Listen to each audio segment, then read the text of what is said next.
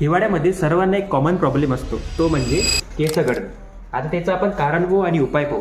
त्या अगोदर मला फॉलो करायला विसरू नका. तर त्याचं कारण म्हणजे हिवाळ्यामध्ये वातावरणातला शीतगुण वाढलेला असतो, त्यासोबत वृक्षता पण फार असते.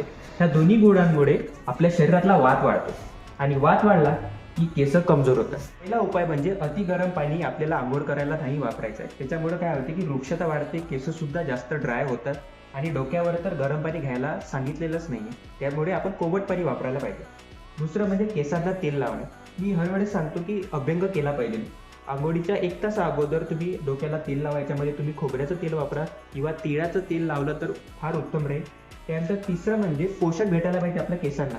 त्यासाठी आयुर्वेदामध्ये रसायन चिकित्सा सांगितली आहे. तुम्ही च्यवनप्राश खा, आमलकी रसायन घ्या, चांगलं फूड घ्या, जेणेकरून केसांना पोषण मिळेल आणि केस गळणं थांबणार. आणि चौथा उपाय म्हणजे खारट, आंबट, क्षार पदार्थ आपल्याला कमी करायचे आहे, कारण हे डायरेक्ट केस गळण्याचं कारण सांगितलेलं आहे. हे सर्व उपाय जर तुम्ही केले तर नक्कीच केस गळणं हे तुमचं कमी होणार आहे. तर अशाच माहितीपूर्ण व्हिडिओसाठी मला फॉलो करायला विसरू नका.